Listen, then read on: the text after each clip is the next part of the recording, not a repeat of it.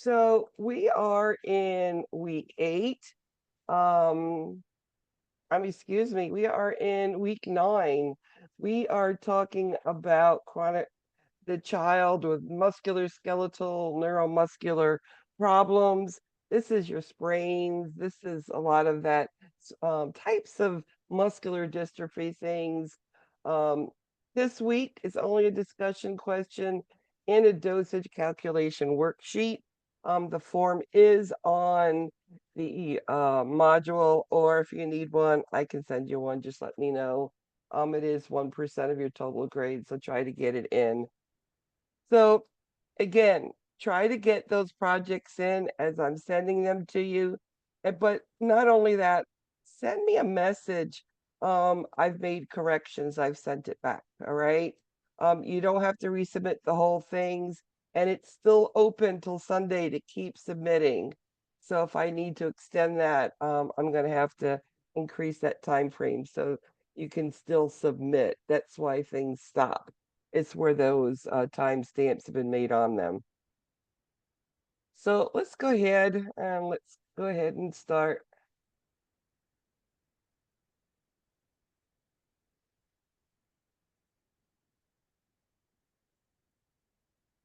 So chapter 48, chapter 49, pictures tell a lot of stories, and I think 48 is telling you stories just by that. Casts have to use crutches, walkers, or any sort of those sort of devices. That Pavlik harness, that's hip dysplasia in the infants, the newborns, was something that's used. And then that's the articular, that hip joint didn't go where it should have. And then what about that bottom one? That's traction. We use that a lot, and we can see that a lot when we're talking about fractured femurs, one of the big ones. You also see it in the elderly population with sometimes fractured hips. They need to keep it straightened and pulled instead of it turning out and getting angulated with muscular spasms. They might put it on there, but in children, it's mostly for your fractured femur. Pulls that bone apart and stops the pain and just leaves it there waiting for surgery to go on. So the immobilized child, remember when we're talking children, there are times where they've gotten so sick. Maybe it was a car accident, maybe some sort of overwhelming, sepsis infection, right? Or the child could have been born with these things or degenerative things. We know that this is something that we as nurses are going to have to work with. The muscles are going to get weak, right? That's why we're going to be doing physical therapy, occupational therapy. And we know that the skeletal system, we're going to see a problem with bones. So nutrition is a big thing again with that movement of those therapies. And of course, I think when we think of mobilization, we think of the lungs and the heart. We don't want those lungs and atelectasis and all of the bases, the alveoli of the lungs and fluid filling up. And then, of course, getting edema, and then the heart gets weaker just trying to push against these things. So, these are things that we try to diminish. Now, let's just think about also the child who needs to be in these sort of environments. Many times they're in an ICU. A lot of times they're in a room alone, or sometimes it's only curtains in between, depending ICU, depending on where you are. So we know that usually for privacy, they'll pull curtains. So you're going to have this very peripheral, you know, diminish look at what's going on out there. So now this child is feeling what? Isolated, alone, and they can't just, hey, wave their hand, they want somebody. What if they're intubated too, trying to wave their hand, getting a hold of somebody? And then, as they get, let's say, even feeling better and they're not intubated, what about that child sitting in that room alone? What are they going to feel? Many times they're depressed because they're missing their friends, their family. They're missing their, oh, terrible brother, but boy, we're missing him now, right? And then, of course, they get angry, they get aggressive, and Many times you'll see that young girl, young boy even put their thumb back in their mouth, start sucking their thumb, that regressive type stuff. It gives them comfort, right? Oral comfort always. Remember, if there's a child involved with a long-term hospitalization or one that's in and out of the hospital all the time, there is a family dynamics that occurs. You know, we've got siblings at home worrying about the child in the hospital worrying about their brother and sister at home, right? These are things that we have to, number one, understand that they happen to the families and to the child on both ends, right? I used to always send things home for the child at home, whether it maybe be a hospital coloring book with, a hospital 4-pack of crayons, right? But now we're sending it and maybe that child could write, their brother's name on top of it or something. Or I used to make ribbons, send that home for the little sister. These things actually made that child at home feel more connected. I mean, we're lucky today with FaceTime. Years ago, that was not something that we did. All right, let's look at some injuries. Well, traumatic injuries. This is, going out and playing. It's either soft tissues, muscles, ligaments, tendons, and, tripping, falling, bumping, bruising, all of those things can cause it. Now, contusions, bruising. No, don't only assume that because you see the bruise, that swelling hasn't gone through and maybe occupying space inside a muscle, constricting blood flow. So you got a big bruise. Always, my next step is I'm checking distal pulses because that bruise can occupy space, which is pushing against that blood vessel. And guess what? The blood's not getting there. And it will start to see even more pain there, more swelling there, et cetera, et cetera. But initially, I'm checking pulses, making sure that it's not a crush injury and more underneath stuff is that we can't see. Now, a dislocation, I've seen, I think the worst one to watch being replaced is an ankle. And done in the emergency room where they give sedation and try to pull an ankle back in joint of a young male. So the way they have to pull to get those things in, they were this close of going to the ER, to the OR to put it in. But it popped on that last try, but I still remember that. So dislocations can happen for many reasons. Down's children, they're hyper flexible, right? They can put their feet behind their heads. Remember, they can pop their hip joints. And if they pop a hip joint with this flexibility, it could cause blood disruption to the head or the femurs and cause issues. And if not now, issues, osteoarthritis in the future. Another dislocation I think of is what we call nursemaid elbow, where you have the little toddlers and you pull their arms and you wiggle them, and all of a sudden their elbow pops and it's hanging by their side. And they have to go in, and the doctor says, "Oh, nursemaids, come here, click, click, put you in a sling, send you home." And that's all it is. It's the stretchy tendons that pops that elbow out for a second. And once it's popped back in, it's okay. But you'll be told, do not swing your child around by their arms anymore. Or they can't be hanging like that in the monkey bars. Now, sprains and strains. Now, a sprain is a traumatic sort of joint. I always got sprains by especially volleyball. Go up to, spike a ball, come down, twist my ankle and just rip it, and I could feel the whole side of my ankle go as I came down, and you could literally feel that rapid onset of swelling. I would immediately, when I heard that and feel it, I'd put my leg right up because I know it's gonna be swelling right away. So sprains, actually, I think sometimes they're harder to work with than a fracture because it's tendons, it's the muscles. Those need that time to be able to heal. And there's also blood vessels been ripped in there, right? So anyway, sprains. Now, strains would be like preparing to go on a 26-mile marathon, right? And you're practicing and you're running, running, running. Well, if you do the one thing over and over again, you can cause what we call strains. It could be, up into the fronts of your legs, the back of your legs. It could be that one who's training to ride the bicycle, or even gymnasts they see doing those repeated bouncing on their legs can cause these little micro types of tears in there, and we call them strain. So anytime, sprain, strain, you think there's a break, what do you do? What's our goal? Well, it's what I did immediately. I just sat down, I didn't get up, put the foot up in the air. It is rest. And my coach always knew when I did that, bring the ice bag. And then she'd bring the ace bandage. And of course, my foot is already up in the air. And it's called rice. All right.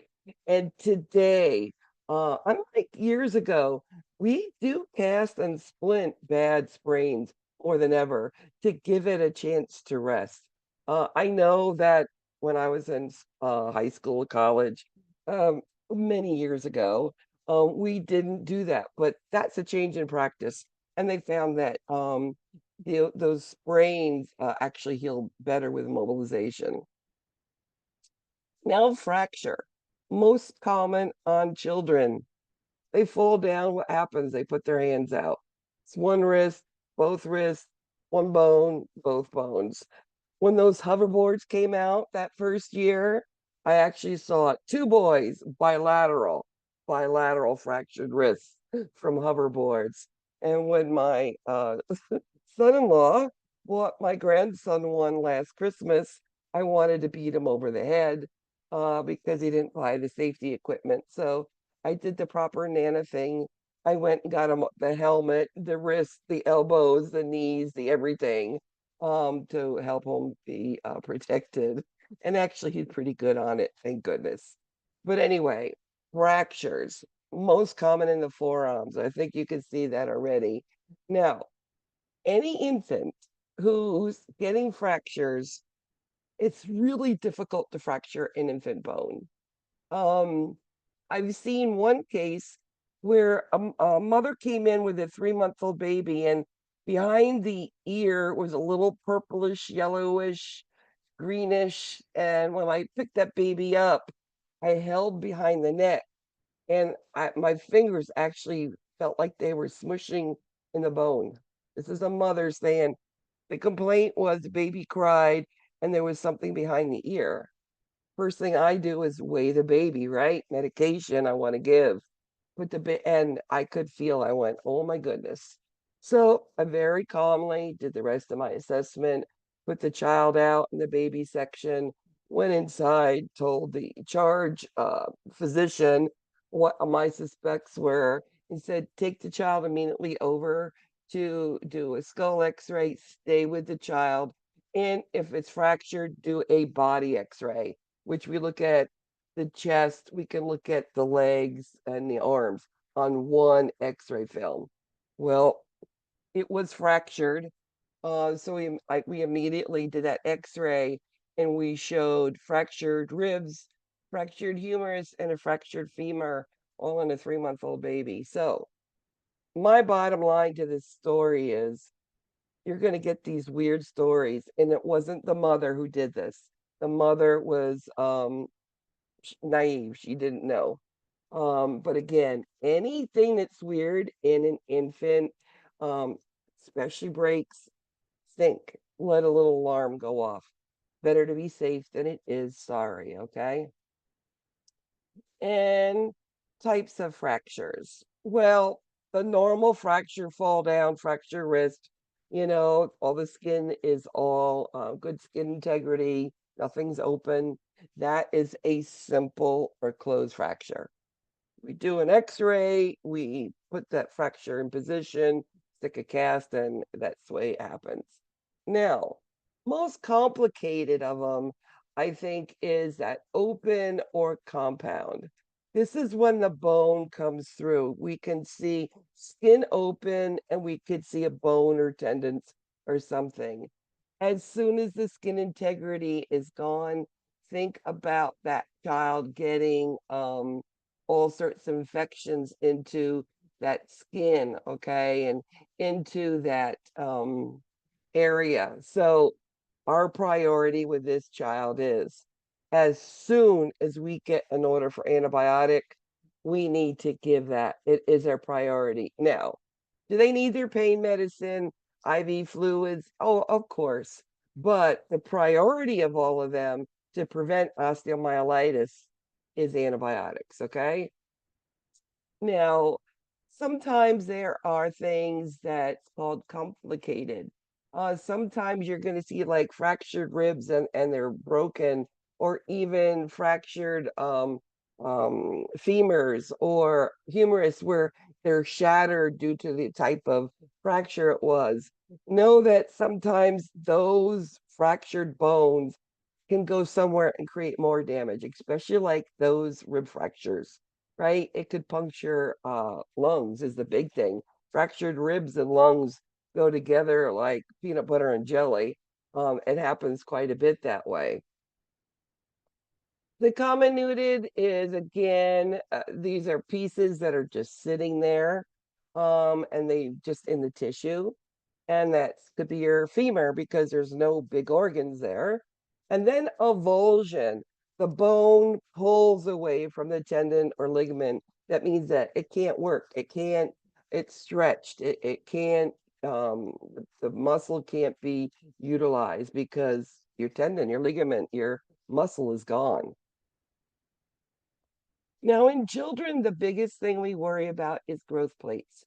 And they're right at the hub of that bone, okay? You have the bone and the shaft and the hub. And it's right there at that area where this grows. And this gives height or length to arms or to legs. It's called an epiphyseal plate or a growth plate. Sometimes children love to go in, and this is where I see it the most, up in those monkey bars, fall down, they land on their elbow, and they fracture the growth plate in their elbow. That is one that's going to need to go to surgery, open reduction internal fixation, because it's right in the growth plate. And so you don't want a crooked, shorter leg, arm than the other one. We need to have it open, look at it, and make sure there's those pins and plates in there holding it the way it should grow. Very important thing. So big fractures, usually little fractures, they're not a big deal. It becomes a big deal with growth plate or epiphyseal plate fractures. Now, one of the things about children is their ability to heal very quick. So if you look at the neonate, which is the first 4 weeks of life, neonate, right? Infancy is after those first 4 weeks and it goes to 1 year old. In the first 2 to 3 weeks, they can heal a bone. I mean, think about those coming out with fractured clavicles at birth. That can happen. You learn about those in OB, right? If we put them in a splint the way they need to be, guess what? They can heal that quick. Another thing is, if you look at that child, the picture I chose there was one that would have had maybe cleft foot, where the foot isn't shaped the way it should be. The biggest way to heal it is through casting. And I have another slide coming up, but just think about that.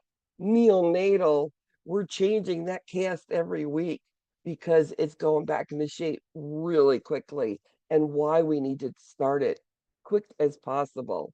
Now, as we do the normal kids, they're getting broken bones in early childhood, 4 weeks. Then it goes up to 6 to 8, which is later childhood and your early adolescence, and then adolescence up to 12 weeks. Then you come to the old people, and it could be 4 months by the time that we could heal things. But you can see infants do heal quicker.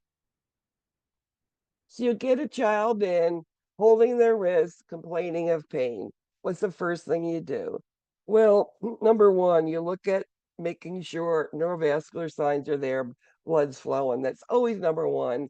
And if the child will let you put ice on it, of course, put some ice on it and maybe give some, Tylenol for pain, right?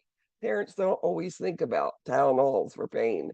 Then, as we are getting that child's confidence up, again, with parents maybe not as close, see how did that child fall? Was it as it was said? Was it off the monkey bars? Or did they get pushed down the stairs? There's always stories, okay? Again, remember, you are there, you're the eyes and ears for these children. So making sure that we're doing the best we can for them.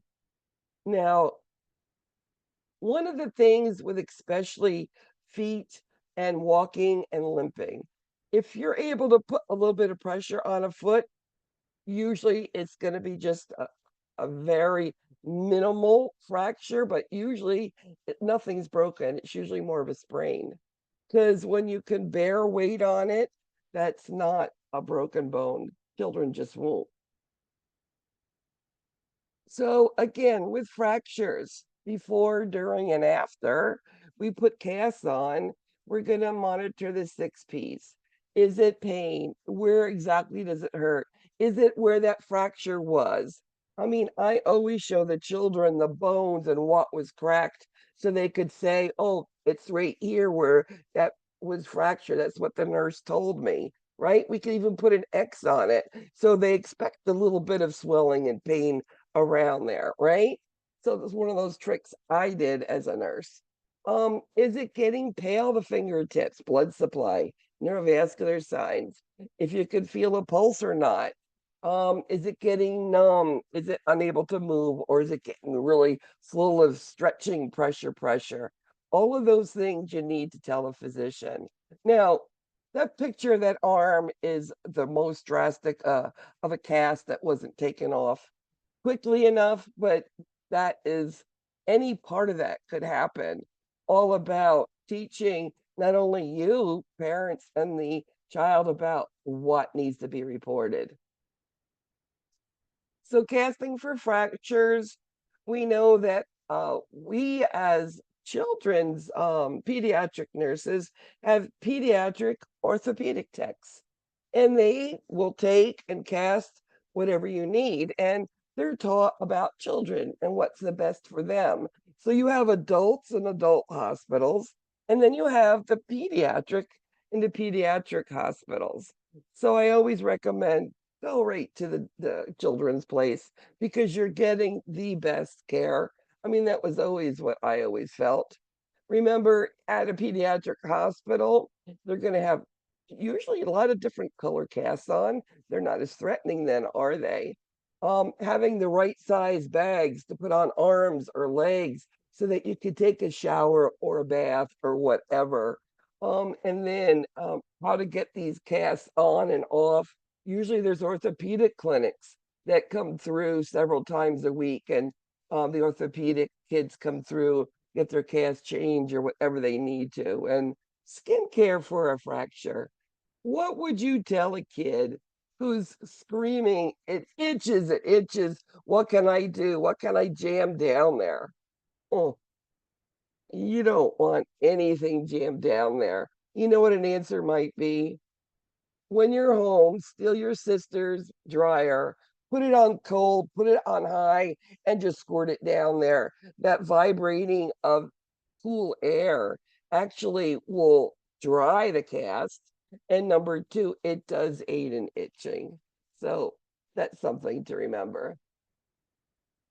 All right, so we have casts. We all know they're all different colors. We could do short arm, short leg, long leg. I mean, all of those depending. Again, where is the fracture? Now, traction. Traction is something we use sometimes just to immobilize an area until we could go and do surgery. I think the most advanced way we've been using it these days is for a fractured femur. Now, that picture on the bottom is called buck traction. If you notice, the foot is at, an angle, that right angle.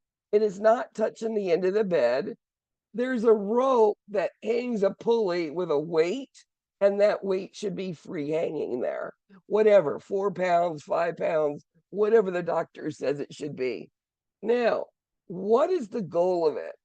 Well, if you have a fractured femur, muscles are going to be spasming trying to pull because you don't have that bone to hold that, you know, there's nothing, it's fractured. So these little sharp edges are going into the muscles during all of these muscle spasms. We can pull it and get those bones connected and pull a little weight on it, just keep them aligned. We've decreased all the pain that's going on right now.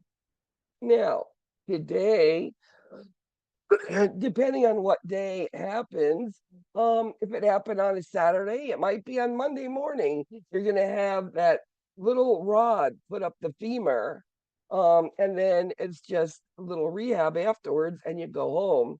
Years ago, we used to keep these children and adults in a hospital for a month, but we found that that rod now works really well with it, and the kid does have a good solid femur bone then, right? So that femur bone and those little, little edges of that bone that's digging into the muscles, if we didn't align it with traction, okay, what does it do? Well, it's going to relieve all of that muscle spasm and all the pain involved in pulling the muscles onto these sharp areas, right? It immobilizes it. It's preventing deformity. So you've started healing already, having that bone like that.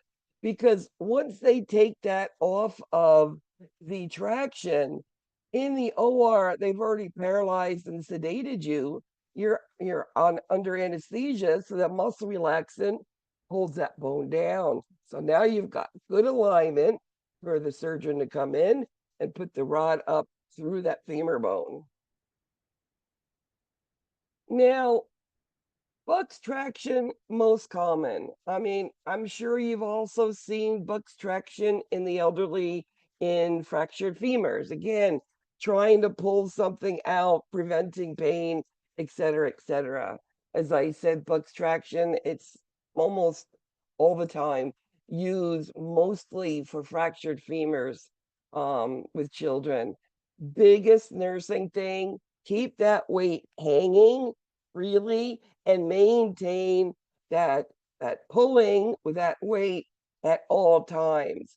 You take it off, those muscles are going to pull that bone out of alignment again, 24 hours, 7 days a week until we can fix it. Any of these tractions that are for these bones, absolutely, you can't remove them. Now, Brian's, okay, Buck's traction is straight. Russell traction just ends as another little loop underneath the femur. It's just to hold it. Mostly Buck's is used. And then Brian's. Brian's traction is for children under 30 pounds. And this is children with hip dysplasia, that all of the other things we did isn't working. So many times they send them home on this Bryant traction, trying to pull that hip bone into that socket so that it sits the way it should. So their butt's off that bed a little bit and they're at a right angle. And those are more of your skin tractions. And then we know there's those halos and things that stick into the bones. Now, ever hear of an external fixation device? This is something that we use for children, most time legs, but I've seen it in the arm too, where they were born with a short lower arm. So you had one arm normal length and the other one was short. And they mostly do it, as I said, for the legs. So Can you imagine have a longer leg and a shorter leg? The amount of back and spinal problems that can occur. So what they do is they break the bone, they separate it, put this out device on it on the outside to hold it in position, and then a bone comes and starts formation, and it closes up like cement in between it. And that is an external fixation device. Our job, what do we do with it? Well, there's a lot of pins going into skin. So it's monitoring the sites and, of course, any sort of pin care, that the physician might have ordered. Now, amputations. Amputations could be congenital or something that happened in, you cut a finger off, car accident, a leg off, arm off. I mean, it could be anything, right? Um, I knew one little girl, it was a good friend of mine, daughter. Um, when she was born, she wasn't born with a fibula in her lower leg, only the tibula. So there was nothing at that time they could do to replace the lower bone. And you can't just walk on one bone. So they had to do a below the knee amputation on her. I met that little girl when she was, I think, just turned 5. And my kids were 7 and 9, I think, at the time.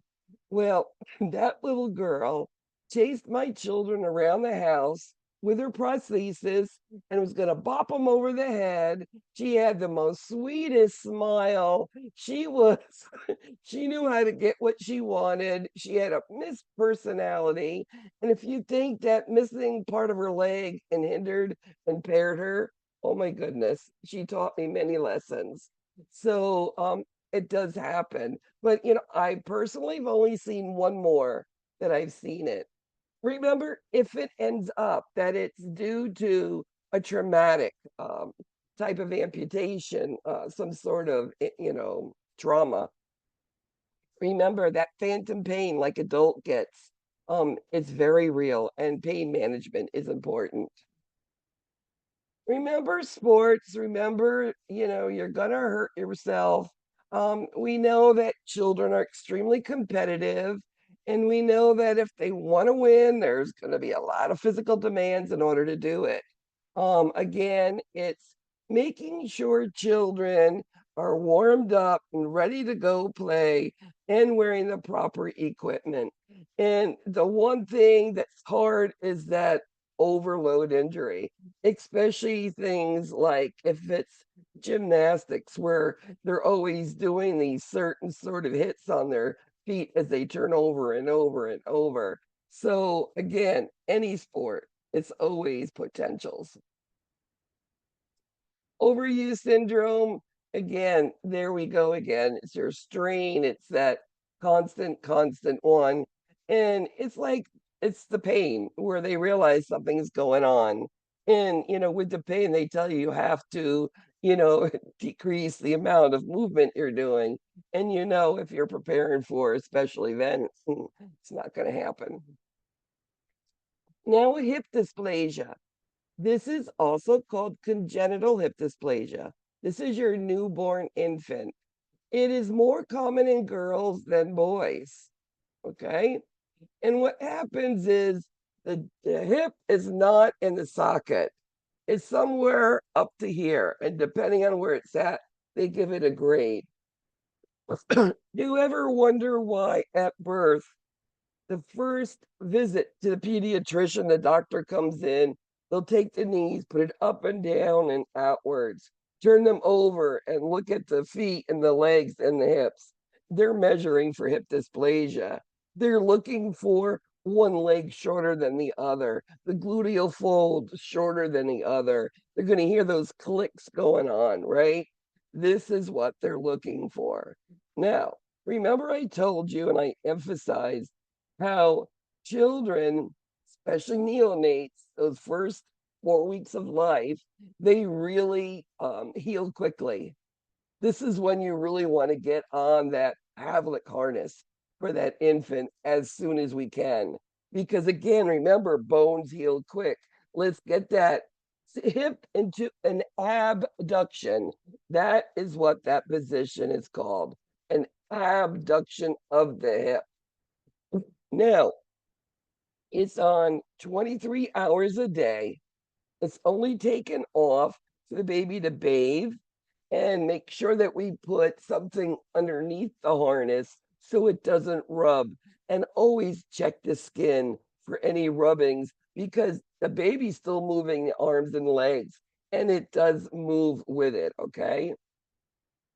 As they get older and it's still not coming into where it should, they will put on a spica cast, which is from their knees up to their chest, more aggressive.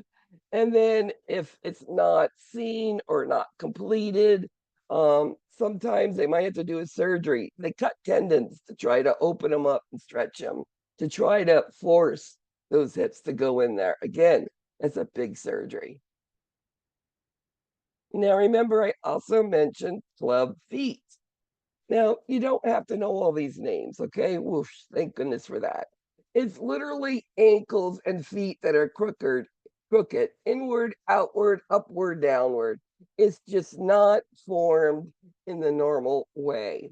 Again, what we do is weekly casts. So if you look at that, the first 4 weeks, there was 4 casts. And you know something, there's a lot of orthopedic healing going on there because of how quickly we'll see those infants do, succumb to the casting and those ankles going the way that it should. Now, this is called the Ponseti method. Now, number one, every week it should be changed, okay? If it falls off, they need to get back in, and I've seen that happen. I don't know how an infant got out of it, but I've had an infant and a mother. Here's the cast they put on yesterday, and here's the infant. I'm like, okay. And we got it put back on and sent them on their way. But yeah, they're little Houdinis. But as they get older, because it's their feet, make sure they go and follow up with orthopedics, right? Making sure that their feet and their arches are all the same way. And again, catching it as early as we can. That should be an annual thing. Now, osteogenesis imperfecta. I've seen more of these than I really, going back and remembering. This is the baby, if you touch it too hard, the bones break. It's also called brittle bone disease. It's inherited and they don't know why, how, there's really no cure. It's just in following these children as they get older. It's all just supportive. Again, maybe giving them IV biphosphonate therapy.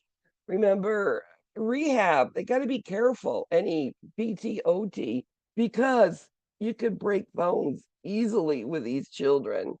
And the one thing that they try to do is to keep these children as they get more and more fractures because their brains work. Giving them the ability to be mobile in those little electric wheelchairs. If you've ever had the opportunity to go to Nicholas, you will most likely at lunchtime having a little child beep beep you with a wheelchair so you can move over and get out of their way. They're going to the cafeteria. And every time they do that to me, I always smiled. That child now, yes, has broken bones, has gone through a lot, but that child has a positional way where they're still mobile. That's the biggest thing in these children, keeping them mobile, all right? We want to, that's what I'm saying, positional contractures. We want them to be able to lay down and sit up in a chair. And we need to make sure that we're supporting whatever joints we have to on them. Now, leg calf birth. This is aseptic necrosis of a femoral head. Did you hear that? An aseptic necrosis. That means there's no infection, but there's death of tissue in the femoral head. That's your hip joint. It is something where all of a sudden you'll see it's males, 4 to 8, they'll start limping. And you're like, but this kid doesn't play sports, or no, this kid hasn't hurt himself. And you see it getting worse and worse or worser, right? This is something that it's it's not an antibiotic. What we do is we find them limping, we do the x-ray, we're seeing what's going on, and of course the pain and limp evident on arising, and then after they've been doing something for a while. So with use and non-use, literally is where we see these things with it. So they see the head of the femur going, so possibility of osteoarthritis as adults and the elderly. But our goal is rest. This child might be put on a buck traction to rest that femoral head, and it's NSAIDs. So very simple, and they usually will grow out of it. We don't know why, we don't know how. It's an aseptic necrosis. So again, it's just watching it close and keeping good nutrition. All right, let's talk about different sort of curvatures. Kyphosis is when your neck is hunched over, it's hunchback, right? The neck coming over, that's the upper neck. Lordosis is where your back goes out and your hips are pushed forward. It's the lumbar spine. Many times with this lordosis, we'll see that, and we're going to see it in the neuromuscular section coming up. Muscular dystrophy, Duchenne muscular dystrophy. A lot of times they have this lordosis. And sometimes heavier children it can get these sort of things, but it's that lower back. And then the most common of all of the curvatures is the S-shaped curvature, S scoliosis. And many times we're going to see this occurring right at that pre-adolescent, beginning adolescent growth spurt.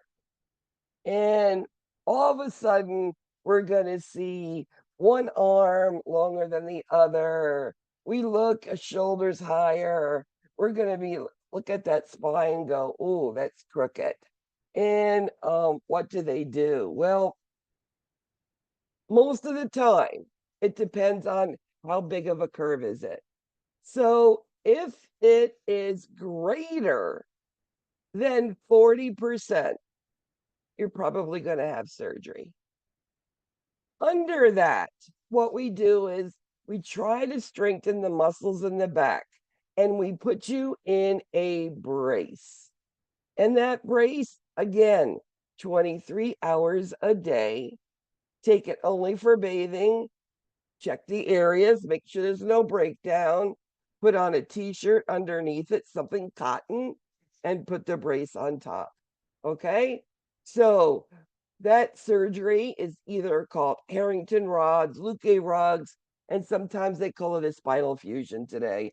It depends on which hospital and which they're into, because the spinal fusions just started over Harrington's. Osteomyelitis, we mentioned this with having a bone sticking out. I've seen a lot of osteomyelitis in actually toes, where they've stepped on something with barefoot. And then let's say the big toe turned red and hard and painful osteomyelitis. And they came in with that redness and that streak up the front of the leg and fevers and chills, and we knew what it was. We did that x-ray, we saw it, we did the blood, we looked at blood cultures, we saw the white count was elevated, and we immediately tried to aspirate it, saw a lot of white cells in there, and we immediately started antibiotics. And again, osteomyelitis, as soon as you ruled it all out, number one thing nurses to do, get those antibiotics in there. Most antibiotics for bones is actually antibiotics for staph. Now, when you think of IV staph antibiotics, vancomycin, it's big guns, okay? Why is it big guns?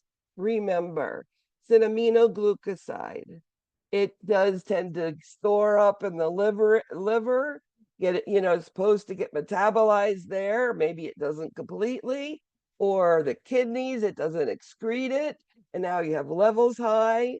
The biggest thing with osteomyelitis is very close monitoring of drug levels and kidney function, kidney and liver function, because the aminoglucosides, this is all your sins. This is your gentamicin. This is your amikacin. This is your those, okay? So making sure we're not killing our kidneys or creating deafness, biggest thing. And then of course, they're going to be on some sort of bed rest again, making sure nutrition, nutrition, nutrition. Children need that protein for healing, right? And again, now we're long term, we're at home. This would be a time if you were a nurse taking care of them, visiting it, maybe calling the school and telling them to drop off some notes from school from his classmates. I mean, you don't know. Sometimes those things help. Ewing sarcoma is another tumor. Again, this is in bones. It's could be in the jaw, could be in the scapula, and again, very much treated by you have to possibly remove it if it's not metastasized. JIA, juvenile rheumatoid arthritis. We usually see this in children somewhere between ages 1 to 3. And again, this is a kid who's starting to complain of pain. Could be a wrist, could be a finger, could be a knee, could be a hip, somewhere. And it's consistent, consistent. Now, what are the symptoms? These you need to remember. In the morning, because you haven't moved, your joints are stiff. You hurt more. You're really stiff. And because of that, you're waddling. You're not walking yet because your hips aren't moving yet. So difficulty walking is not uncommon.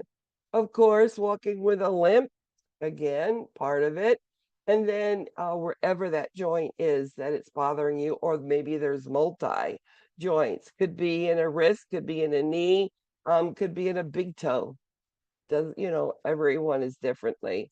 And then there's something called uveitis, and this is problem with the eyes, and it causes redness. And one of the things that we need to teach these children and parents, they need to go see an eye doctor once a year. Now, the problem with JIA, and this is what happened with me, honestly, took them, 6 or 8 years. I don't even know how long it took them to diagnose me. There's no definitive test. And you're telling them these are my symptoms. And but there's not like do a CBC, white counts elevated, you have an infection. It's not like that. What they do is they have some ANA nucleoids, they have some RA factors. They have, when you're not doing great, maybe you'll have your white count elevated. They actually sedimentation rate, but not everybody responds to all of those. There was another test that I found. It was called the CCCP. This is just for your information. And it's actually what finally did diagnose me as RA. The high level was 50. And when it came back with my result, it was greater than 250. So the doctor says, "Oh, I guess you're right. It is." I'm like, okay, I'm getting another doctor. And that's what I did. Yes, no brainer. So, how do you treat JIA? Well, it's inflammation, it's pain, it's swelling. Usually at acute stages, it's steroids. What they try to do is prevent now these stress type of flares that occur. And they put us on things like methotrexate, some orally, some sub-Q. That doesn't work. They'll add on Humira or Enbrel or another one of those biologics that is widely used. And hopefully between those and just moving, exercising, as I said, swimming is probably one of the best exercises for almost anything. And it does, it keeps the body moving, moving, moving. So care management, again, keep them moving, like I said, relief of pain. NSAIDs is actually the best pain reliever. Um, Promotion of general health, eat right, right? Exercise right. And if you don't like walking, go in the pool. And that's what I say. I don't like walking. Give me a pool. I'll be right there. Heat and exercise. Don't ever give me heat. I want cold. And that again is a choice and something for some parents, they know, and some kids no, put heat on me, you're gonna be making me hurt worse. So again, it's maintenance, maintenance, maintenance. And again, of course, stress and diet and all those things do affect it. Now, lupus, two autoimmune things. So, JIA, autoimmune attacks joints. Lupus is autoimmune and it attacks your body organs, whether the skin, which is that butterfly rash, right?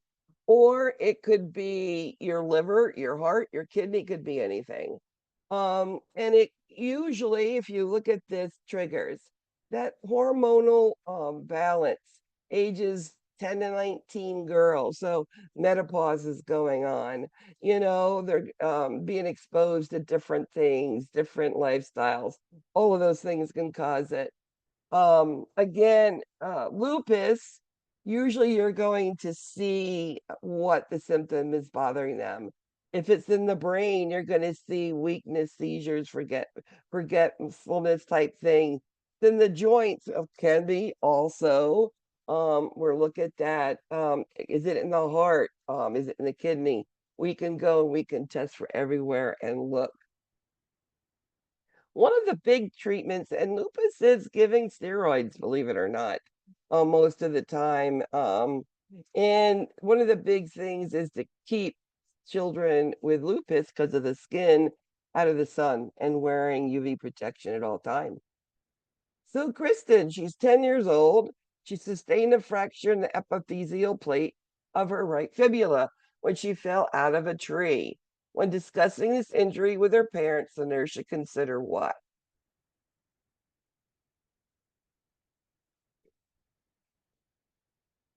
So what is an epiphyseal plate?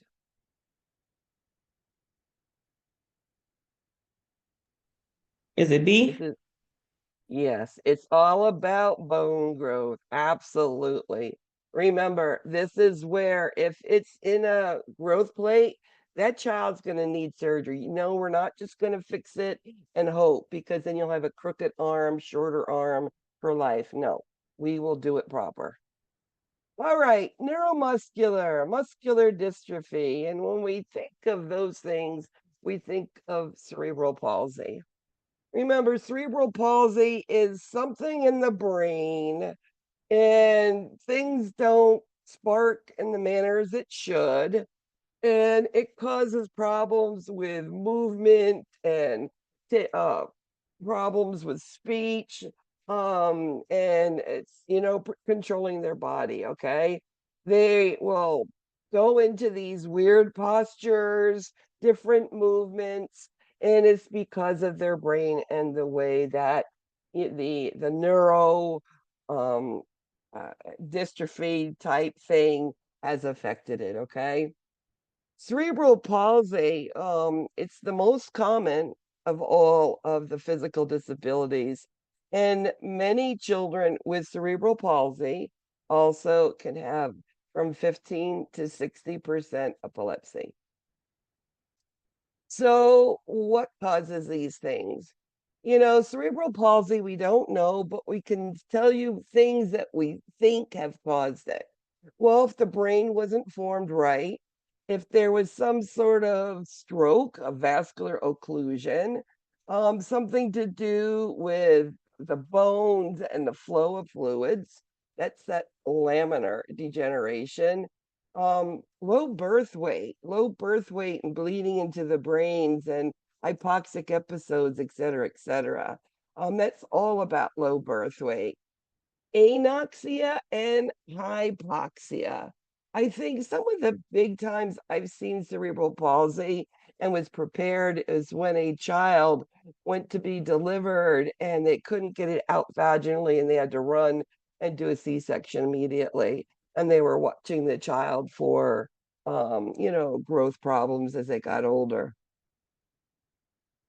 So diagnosing these children, well, you know, we as uh,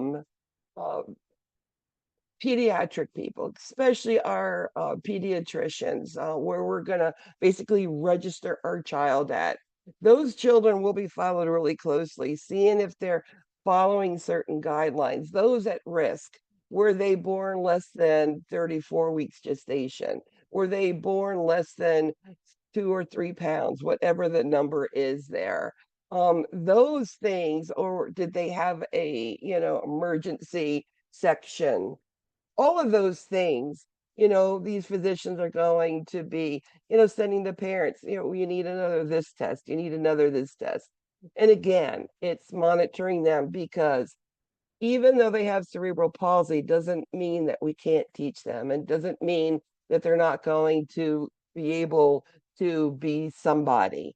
Um, you'd be surprised at some children with cerebral palsy that they don't talk, but they can tell you exactly what they want and make you smile every time you see them. So, cerebral palsy, um, when we know that there's something that's possible to happen, to follow them this closely and get them early intervention, these children will go further than we actually expected.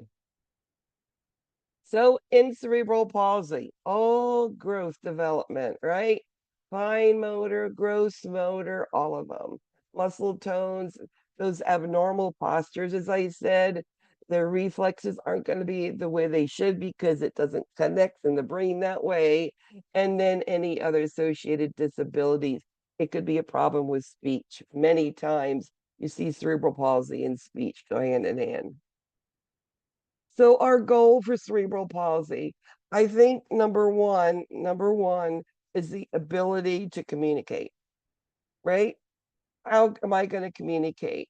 My little Jonathan, who I just found out just turned 12 years old. I was shocked, but Jonathan is a cerebral palsy, nonverbal. He was given a pad where he could push buttons and he could talk to you. And he was nonverbal and very spastic, and you wouldn't think he had that ability. So that number one, communication was important. Now, for him, locomotion wasn't because he didn't have that ability to move like that, but he was in a wheelchair, he could be moved from place to place. They can't express it. Maybe they're drooling sometimes, giving them that ability to look, good. Um, I know I had an 18-year-old girl. I used to go in as the clinical instructor and I would paint her nails every week. And she would smile when I was done every week. And I did her for 3 years until she aged out. And I met the mother after all of that. And the mother told me, you don't know how happy she was every day. She would come home and show me her nails. And she was a spastic cerebral palsy. So it was hard to get her good. I made sure her nails were perfect. So you think you don't make a difference? I'm telling you, don't ever count one out. Trust me on this. So many times, their arms, their wrists, their hands, their feet, their ankles, their knees, all sometimes gets pushed into different places that they shouldn't be. So using whatever we have at our at right there, those ankle and foot braces, any sort of things that we can do. I mean, little Jonathan did have Botox. He did take, I don't know if he still is, that we use for Parkinsonism, that's spazzing, the carbidopa, levodopa. Um, he was taking that. All of these things we can do it. Now, the other thing we don't think about is also dental hygiene. Remember, I told you many cerebral palsy children are at high risk for seizures. Many of them take a drug called phenytoin or dilantin. It causes hyperplasia of the gums and it can cause problems with the teeth. So, making sure good dental care. So the prognosis of cerebral palsy, well, it depends on how severe. Now, Jonathan's going to have to be in care for his whole life, but there are children with cerebral palsy that go to college, and can live on their own. So it all depends on the severity of it. It all depends on how quickly it was identified and they got all the help that they needed in it. As nurses, showing where and how we can get all the things they need, the equipment for home medications, you know, recreational activities. I mean, where do you take a child, for a field trip to go to do something? Well, they went on school trips to go to a pool that had lifts they could put these kids in, or they would take them to the petting zoo and let the animals, go up and nibble on their hands. And, these things do help. Now, neural tube deficit. Neural tube deficit is where the spinal column doesn't go inside the skin with the meninges, and that doesn't close. Remember their abdomen, it's open, sometimes omphalocele, right? Well, this is their back. Now, what is the big thing? Think about, to get that big out patch, those meninges had to pull up and pull the nerves, and it's out patching with the meninges there. So you've ripped nerves. There's going to be motor and sensory deficits. There's going to be maybe issues with urinary function and bowel functioning. Okay. And we know, and until that's fixed, that child is not going to be placed on their backs, because it'll be in a warmer isolette so that we can monitor them very closely. Now, neural tube deficits could be due to a lot of things with mommy, okay? They say it's doing folic acid helps decrease it. Now, what do we as nurses need to know about it? Well, the first of all, you have something born on the outside side of the body. And now you're touching it with gloves. This is how they latex allergy, that big thing came out. Actually, I became latex allergy with the amount of latex gloves used back in the early 80s. That's when I got the allergies. That's when HIV came around, right? We all wore latex gloves. Well, I have the hands that still tell you that, they get upset with it. But that's why they told children, anyone who has this sort of condition, whether it's on the front side or the back side, they are going to put them on latex allergies, and you need to wear a different sort of gloves. So it prevents any possibilities, which is the best thing to do. Think about all of those nerves and all those meninges pulled up there. Again, think about covering that area, keeping it sterile, protecting it from infection, keeping the integrity of the skin until we can get it fixed. And as I said, folic acid, we know that's one of the things They say, of course, every woman knows when they're going to get pregnant and they should start it 1 month first. I'm saying, okay, not everybody. So, muscular atrophy. We're Ding Hoffman. This is something called floppy infant syndrome. This, of all of the paralytic types of muscular dystrophy, is usually we're going to see it. They're not going to lift their heads. They're going to lay like a frog, and all that muscle tone going away. They usually pass by 2 years old. It's not a nice one. Now, the most tested of all of them is Duchenne muscular dystrophy. It's called pseudohypertrophic muscular dystrophy. This is mostly males. Ages 3 to 7 is when we find them out. And it's from an X-linked inheritance. So mommy gives this to the boy. Okay. What happens is a progressive muscular dystrophy, or the muscles stop working. Initially, you might see the upper arms and the calves with big muscles, like Popeye type muscles, okay? And all of a sudden, they're going to start getting progressively falling down, all right? Now, when we are diagnosing these children, it's like, how do we put a diagnosis here? What is that muscle weakness? Is it this? Is it that? It could be almost anything. I mean, they already have these big hypertrophic calves. Is it something else?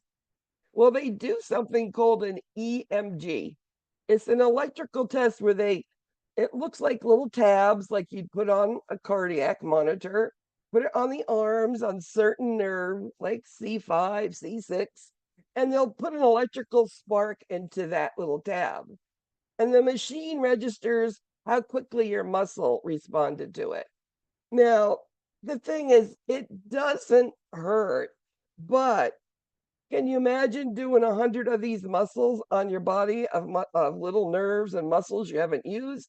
They hurt when they come back because they feel like they've exercised a lot. So this is somebody, expect them to come back, give them something for pain, acetaminophen, ibuprofen, give them something. And these children end up usually by adolescence, their heart and their phrenic nerves, muscle, diaphragm goes, and that's the end of it. Okay. This is the one that has the lordosis. This is the one at an early age, they doing what it's called Gower sign. It's where you crawl up your legs to get up off the floor. I do it all the time because I can't hold on to something, right?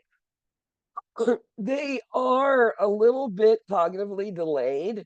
It's a mild to moderate thing, and they usually are a little bit heavier, as in B. So we see a kid, these big calf muscles. We're starting to see the upper arms, the thighs. So what's happening here?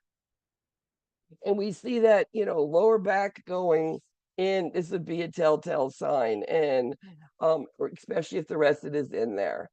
Our goal is just to keep the body moving, to keep the child um, as much as possible, um, coughing, deep breathing, daily exercises, a genetic counseling for the family if they want to have any other children of that. But always prepare them for possibilities. Now, Guillain-Barré, you've talked about that in MedSurg too yet? Guillain-Barré is something that happens, and I've seen one right in front of me. It was a nursing supervisor I was working with, and she had a upper respiratory. The next thing I hear, the next day she's in the ER being admitted. They need a room up in the ICU for her. So of course I go check it out. And they diagnosed her with possible Guillain-Barré. She had already started with respiratory distress. What happened at first was it starts from the feet. where they can't control the muscles in their feet. All right. It's polyneuritis, which means neuritis, inflammation of nerves. And it goes up from the feet up to the diaphragm. And then it stops the diaphragm. That phrenic nerve says, nope, no more. And they will go apneic because there's nothing to make that muscle go. That's our big concern with Guillain-Barré. Okay. I've seen it in a young child. And again, it's a hard thing to diagnose. But again, it's that kid who's looking good and all of a sudden is stumbling. And all of a sudden we see them incontinent where they've been all right before. Again, those nerves going up are starting to go away. And then, of course, we start to see those respiratory things going on, and that could be our clues. How do we treat it? Well, this is from a virus. It's not a infection. It's symptomatic. So they say steroids. They say, well, let's give some IVIG and some plasmapheresis, as in, let's try to clean your blood up a little bit of what's ever in there, give you some steroids to help whatever I can, and then we'll keep you breathing well and keep your body moving. And hopefully that will work. And it usually does. I mean, sometimes children respond back quicker than adults, but as long as they caught it before they went apneic, these kids actually and your adults can come back good. Tetanus is locked jaw, clavicles up, muscle spasm, pinch inwards. I can't breathe. That is tetanus. What is tetanus from? That's stepping on that dirty nail, right? And you don't clean it, you have a tetanus shot. Again, it starts out with the jaw starting first, and all the muscles clamp in, and then you can't breathe. All right. Very severe muscle spasm. So, what do we do with this one? Well, they're going to give some tetanus vaccine. And of course, these children admitted ICU. Most of them will need to be intubated because they can't keep their airway open. Again, wherever they stepped on or that tetanus went into them, we need to know where it came from so we can clean it. And again, I'm always making sure that their immunizations are there. So these children, again, it's muscle spasm, tense, painful, occludes airway. They're going to be on muscle relaxants and they're not going to know what's going on. Okay. It's to give that tetanus toxoid a chance to be fought off, with these boosters that we've given, and hopefully it'll neutralize it and these children will turn around. Now, another food poisoning. Your child is not moving its bowels. Okay, give it a little bit of honey. That'll make them move their bowels. This was one culture, and my children are half that culture. And if we give honey to children less than 2, they say, less than 2, we can cause this child to go into botulism. And botulism, again, is paralysis, respiratory. All of a sudden, this is not moving, you're not breathing, you're getting dizzy, weak, and you stop breathing. Again, same thing like tetanus. Respiratory, nutrition, knock them out and give it a chance. Spinal cord injuries. I think these are the ones that scared me the most. And I want to tell you about my 16-year-old who came to me after he slid into third base. His head hit the defender's knee, and the whole stands heard a crack. And he fell back down, and his right leg, he could barely move it, and he felt some numbness on the left side. He's on the field. Rescue's called. So rescue went, got him. I'm the trauma nurse on duty. I bring him down from the pad. Here's my 16-year-old scared to death. First of all, I'm telling him who I am. I'm going to let everything, what's happening, I'll let him know. Now, they did an x-ray. Usually your cerebral spine, it just goes sort of maybe slightly angled a little bit. At the C5, C6, it was like a TP. It was an angulated C5, C6 fracture. And not only did they need me to get him for a regular x-ray, they wanted me to take him for an MRI, which we don't do usually in the ER, but he was so critically ill, we had to. So I said, all right, we're going to go. And I just took control and I didn't let anybody touch that kid's neck. It was my neck. It was on my count. We got him. We got the MRI done. We got him up to his ICU room. I got the kid calm. And when I left, he was very grateful. And he went to surgery the next day with neurosurgery. 2 weeks later, I was wondering about him. So I went up to his room. He was going to rehab the next day. He got complete movement out of his left leg and just minimal um, tingling in the right leg was still left. So, because I was very diligent, very careful, that neck is mine. Don't go anywhere. That kid, actually, 1 year after that, he came in on his anniversary to see if I was on to give me a hug. So, again, another thing that can happen in pediatric nursing. So again, spinal cord injuries, it's all about maintaining immobilization because without that, these children are going to become paralyzed and their paralysis is in your hands. And it is a scary thing to be responsible for, right? So again, it's not only immobilizing, it's talking with them, calming them down, letting them know what you're doing so they're not going to try to move, right? So, a progressive infantile spinal muscular atrophy, and the most common paralytic form of the floppy infant syndrome. Do you remember?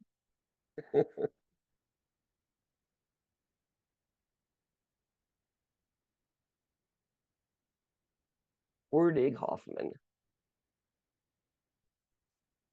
So, it's a lot of different things there from neuromuscular, CP, I mean, all sorts of bones, et cetera, et cetera. All right, I'm going to go to the cahoots. My voice is trying to keep up with you, and I'm going to stay.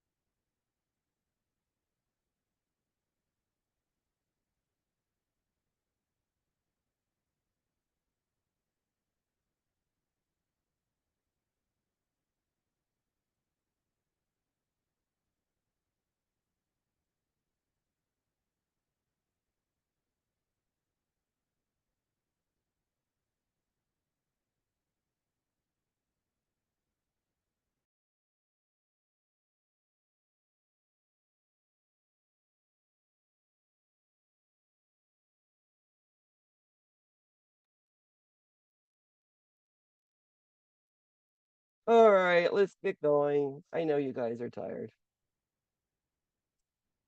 Week 9, muscular skeletal and neuromuscular. What is the priority for a nurse to assess following a cast application?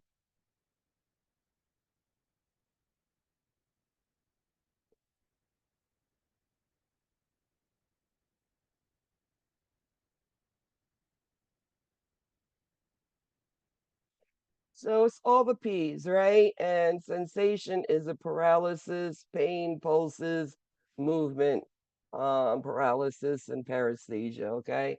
Everything. Remember, there's 6 P's. A multi. Patient teaching for a child with a fractured bone that has had a new cast applied.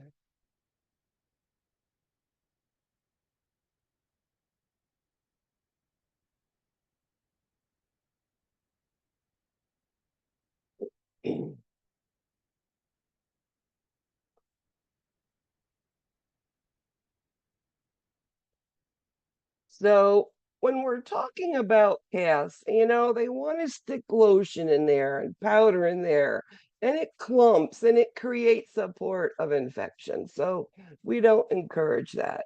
And like I was saying in class, you tell those boys to steal their sister's or their mother's hair dryer and put it on super blast cold, and that will help the itching in there. It's the only thing they tell me that helps. What should the nurse monitor after a soft tissue injury? Soft tissue, bruising, ecchymotic area. What's your concern? Do you have a concern?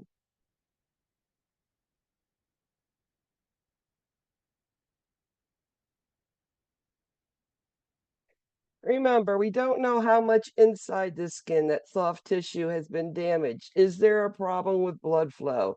And remember, the quicker that we can negotiate and find that out, the better outcomes for our patients.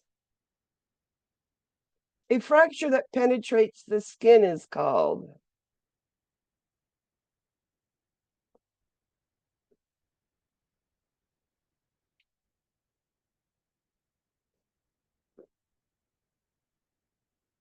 It's called a compound fracture, and our biggest concern, once that bone comes out, now our concern is infection and osteomyelitis.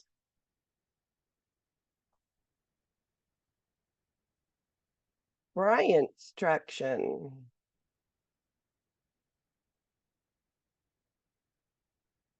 So we talked about Bucks, Russell, Bryant's, Pavlik, and then the brace that we use for scoliosis.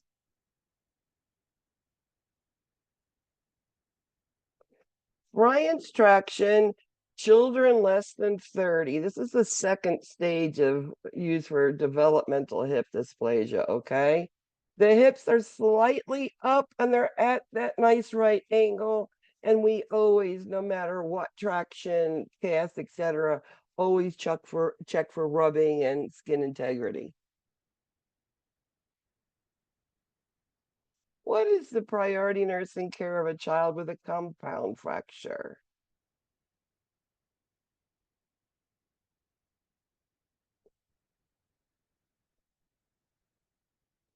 So compound fracture, open fracture, we're worried about skin integrity, right? Infection, very good. What is priority nursing care for a child who fell off the second floor balcony? You'd be surprised how many second floor they were out on the porch, got up on a chair or table and went over that I see. So again, priority whenever a fall of this sort, always strict immobilization of the spine. You treat it like it's, a spine injury until proven otherwise. Okay. Now, what would be another thing? Absolutely neuro checks. And I'm not going to say no to that. In fact, I should change that one. Principles of managing soft tissue injuries include.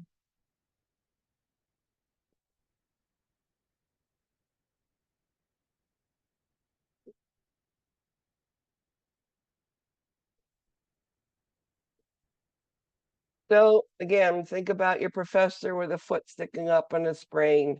I mean, I did it at least twice every season. And then I was on the ski team. So how do you ski with that? Anyway, I'd go anyway. But it's rice. It's called rest. Rice, right? Rest, ice, compress, and elevate. So This is something that you remember. I always put the leg up in the air first, as prevent as much swelling as possible. Epiphyseal plate fractures in children may what? What is an epiphyseal plate?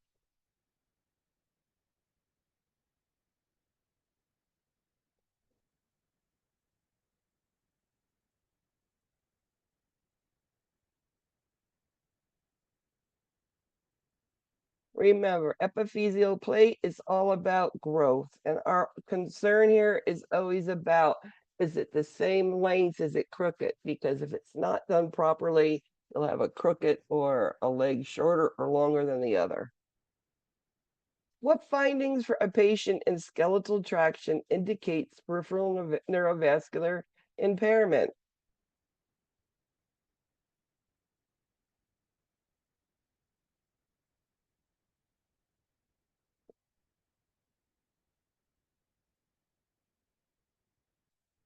So when you talk about really bad neurovascular signs, something's going on, and that, of course, is that absent peripheral pulse. Very good. A multi. How should the nurse care for the skeletal traction for a child with a fractured femur? So remember, once that child's placed in that setup, they'll be brought up to the room in that same bed, and then that child is yours in that contraption. That means that is part of your care now. So, number one, you need to make sure what is the weight when you came on, when you left, that good documentations, and always make sure they're hanging there.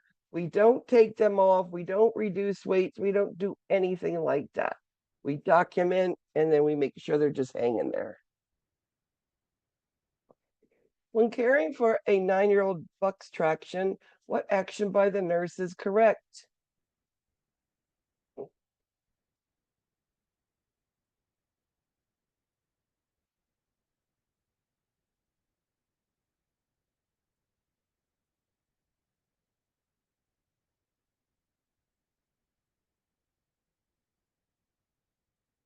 Yep, we're going to be checking that capillary refill. Very good. What position do you put the legs of an infant with hip dysplasia? I think I said it 3 times.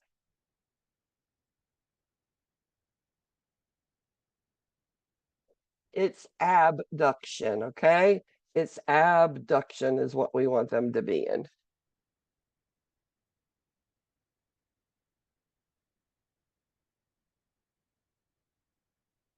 I don't know who Big Back is. We'll find out. What statement by parents indicate more teaching regarding their 2-year-old with an infant with club foot? So you have a 2-week-old infant has club foot. Which statement really is wrong? They need to be, no, no, no, that's not what we said.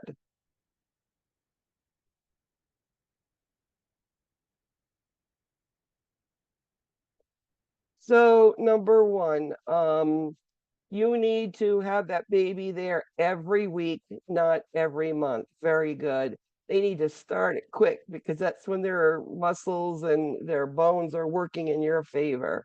Again, follow-up care is going to be needed, and they needed to come again. It's every week for casting. Very good. A multi. Osteogenesis imperfecta. OI.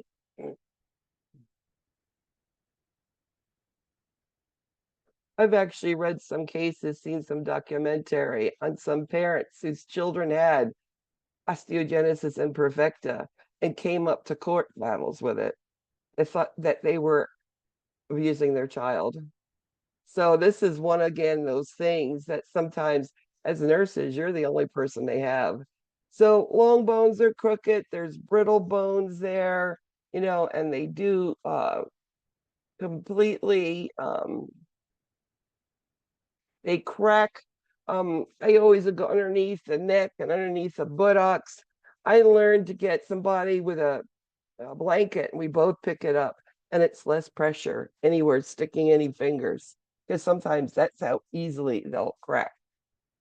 What is pathologic cause of leg calf birth disease?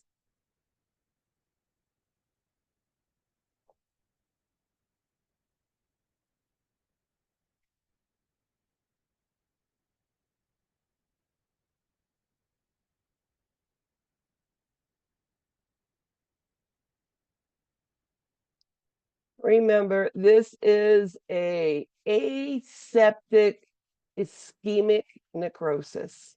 Why it happens, they're not really sure. How do we treat it? Well, we're going to bed rest, maybe put some sort of Bucks traction on it to rest it, and NSAIDs for pain and good nutrition. A kyphosis.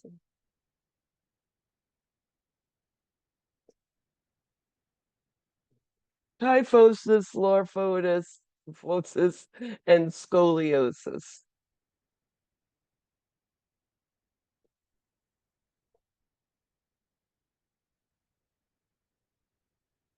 So kyphosis is the upper back, and that's your humpback.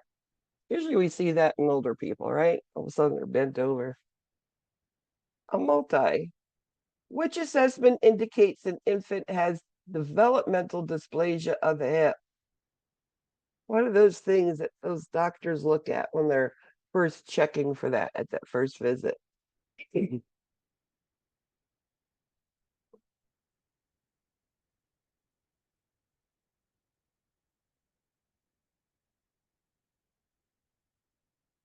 So it's going to be those asymmetrical skin folds because one hip is higher than the other. So you're going to see them asymmetrical. One leg is going to be shorter on it.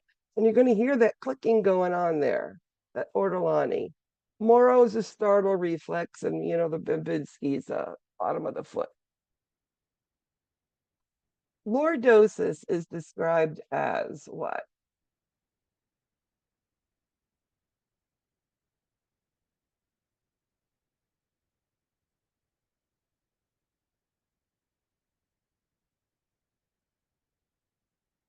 It's the inward curve of the lumbar spine, and we see this in Duchenne muscular dystrophy. Scoliosis is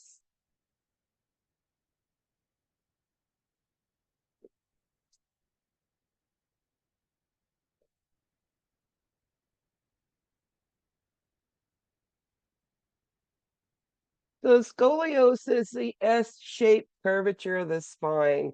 And remember, if it is greater than 40%, they'll do surgery. Less than that, it's going to be put on a brace and good physical therapy. Try to correct it. 23 hours a day. Only take it off for bathing and put on a new t-shirt and inspect the skin. Adolescents with scoliosis have up to a 45 curvature of the spine with need to. So up to.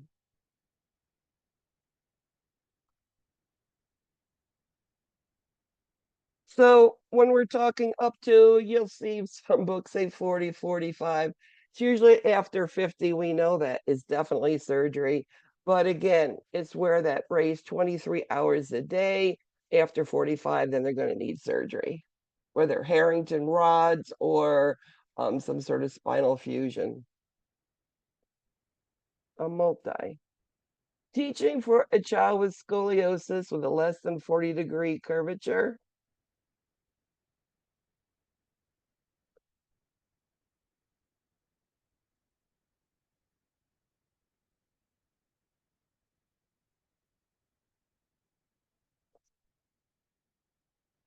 So we're not going to put lotion there because it can clump up. Of course, 23 hours a day, cotton shirt, and it's all about strengthening the muscles, physical therapy. Yes.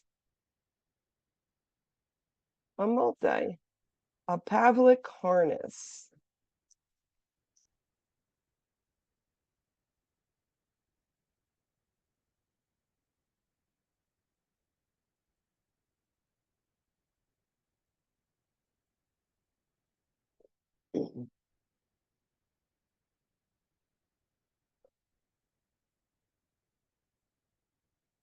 So that's that harness we put on the newborns. That's to get that hip back into the joint under abduction positioning. And again, checking that brace because they move it and those straps can cause irritation. And again, we can massage the area when it's off there. That's when they say do a bath and clean it and massage the area and just make it dry. Put on a nice good diaper and a good cotton t-shirt. What is osteomyelitis?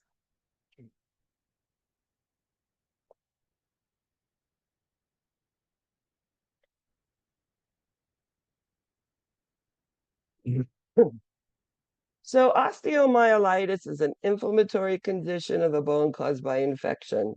Remember, osteomyelitis, maybe they might, on a small condition, start with oral antibiotics. Many of them end up on those staph things like vancomycin. Remember, that would be a different case that we really have to watch out for liver and for kidney damage, because it does affect them. And of course, good nutrition. Goals for JIA includes juvenile idiopathic arthritis.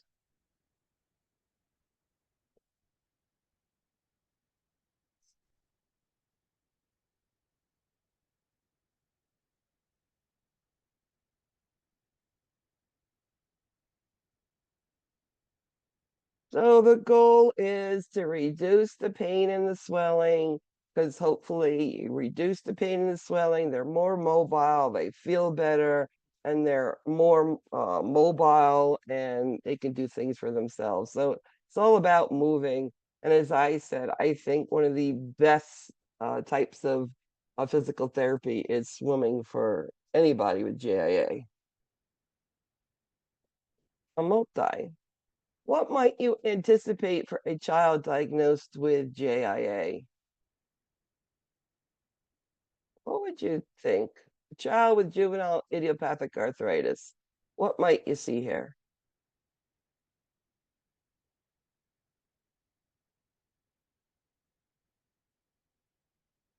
Facial rash is lupus. So uveitis is the red eyes that JIA get. It's one thing that we don't talk about a lot in the adult world.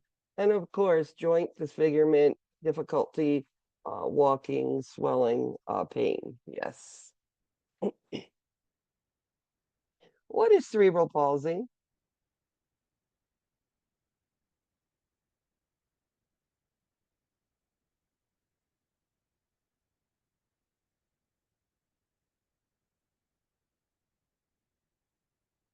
Cerebral palsy, it affects the body movements and muscle coordination. Okay. It's the synapsing doesn't work the way it should. So you're going to see some different body movements and they can't control it. A multi. What are the signs and symptoms of spastic cerebral palsy?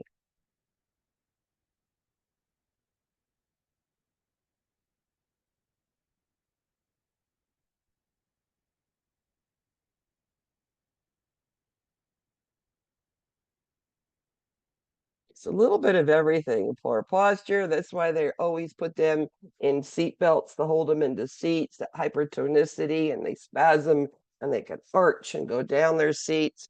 Poor fine motor, poor gross motor, and of course, poor balance. Many of these children never end up walking. They're always in a wheelchair.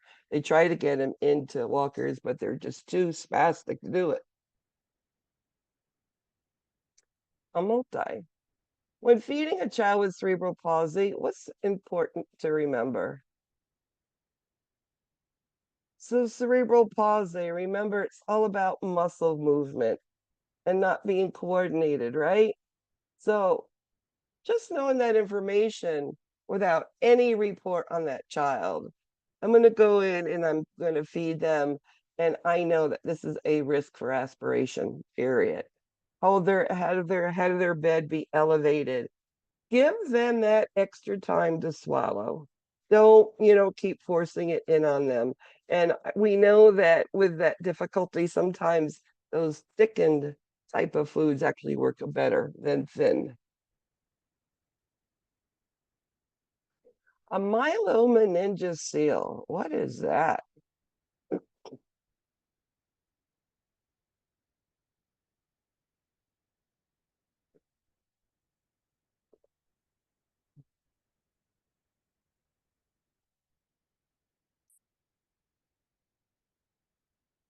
Myelomeningocele is at that low back, that lumbar area where the meninges and the nerves are stretched and pulled out.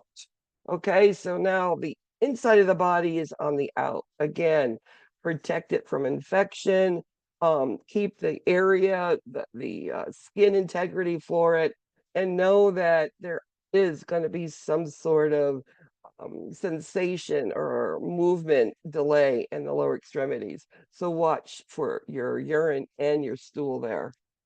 Can they? A multi. What can help a child with lupus erythematosus prevent its aspirations?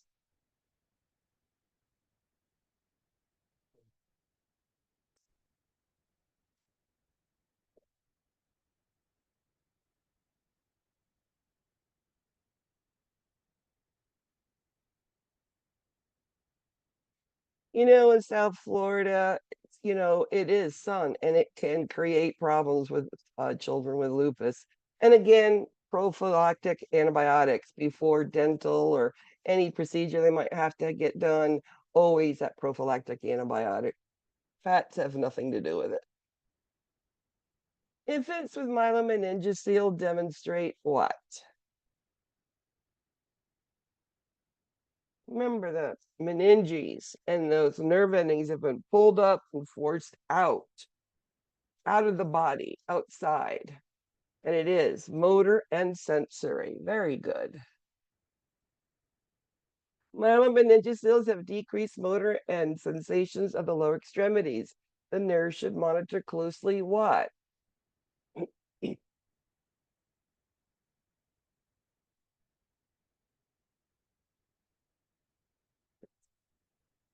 I should say the most closely. This is all of them, isn't it? The big one we're concerned about is urinary retention. It's going to take longer for a foot drop, skin breakdown, or contractures for it to be a big deal. But urinary retention, they haven't urinated in 24 hours. That can create the biggest problem. A key feature of Duchenne muscular dystrophy is.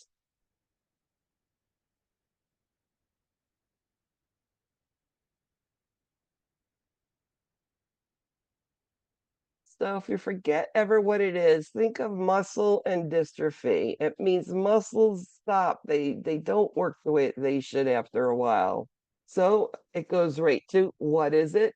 Progressive muscle wasting. Very good. What is one of the procedures that a child with possible Duchenne's may need to diagnose the condition? How do we measure muscle strength?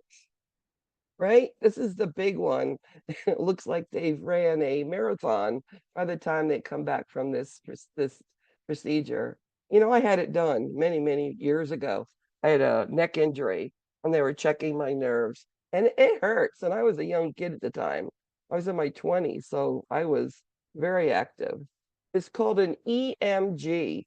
And sometimes it's a little probe, sometimes it's just a sticker, and they'll measure how is your muscle responding. And that's your definitive test for Duchenne muscular dystrophy.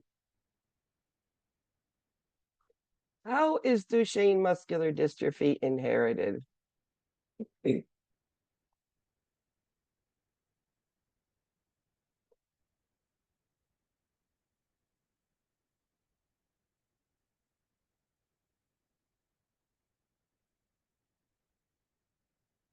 So it's from mom. It's the X-linked recessive pattern. And then, of course, mom feels guilty with it. So if they want to have another child, they really do need all sorts of genetic testing. What's the probability of another child having it? So That's how decisions are made there. In caring for a patient with Guillain-Barré, the priority concern is what?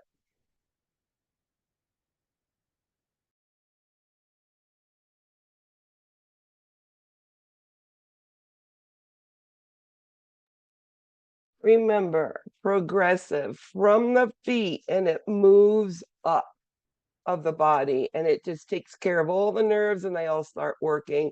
Then it hits the phrenic nerve and you're not breathing. It's all about airway. For a patient suffering with Guillain-Barré, they would complain of weakness that was what?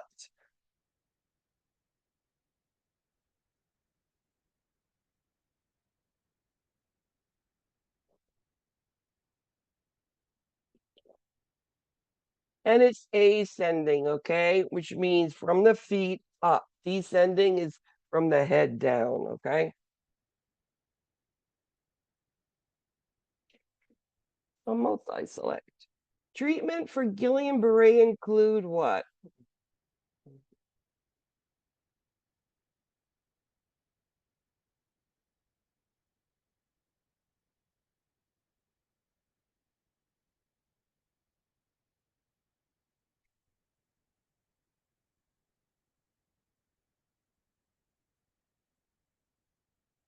So Guillain-Barré, we think it came from an upper respiratory or a viral something a couple weeks earlier. So it's viral, so it's not antibiotics. Where are we going to put them on heparin prophylactically to prevent antibiotics? Well, maybe, but it's not that treatment for Guillain-Barré. Guillain-Barré is IVIG. Maybe steroids might be given. And the big thing is respiratory support. What type of cerebral palsy causes hypertonicity and poor fine motor skills?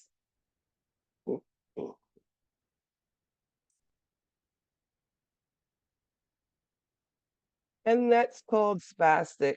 I mean, usually when we think of a child with cerebral palsy, we think of that child that has more of that spasticity. It's usually what we think about. What priority action should a nurse take to a patient with a suspected spinal cord injury?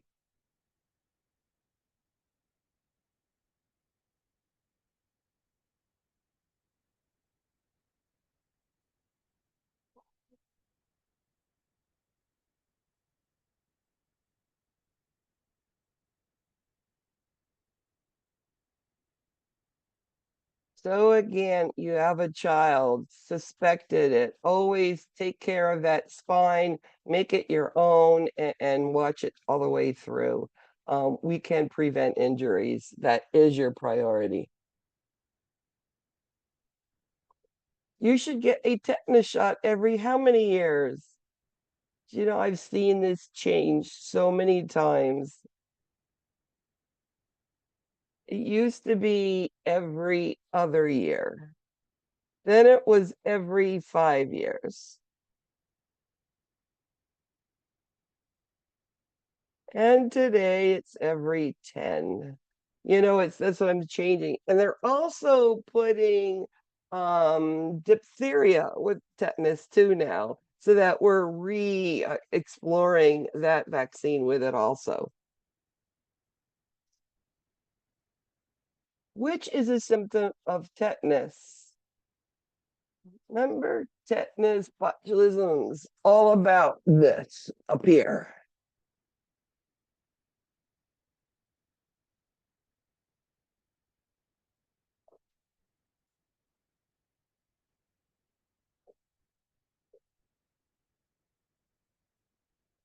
Tetanus is called lockjaw. That means all of a sudden your jaw's locked, the muscles swell, you can't get airway down. It's all airway problem.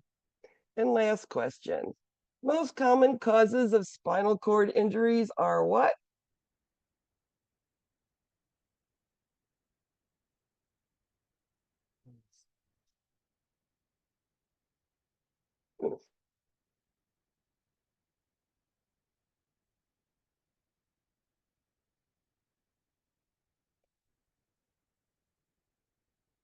And it's that motor vehicle always any injury, motor vehicle. Now they're driving them, right? And of course, sports. Let's see how we did today. Number 3, a big back. Who's a big back? Chania. Good job, Chania. And a Gabs. Good job, Gabs. And Jesus, email. Okay, I'll let you have your big back this time. It's okay. I don't look at these. These don't negate, how you're doing in the class. These are here for you to test yourself, the knowledge right after you get a lecture. What don't I know? Write it down. Go back, look at it. Because a concept's going to come up with one of those questions. Guaranteed. So have it there for you. Stephanie, he's adorable. He's our little 4-year-old, right?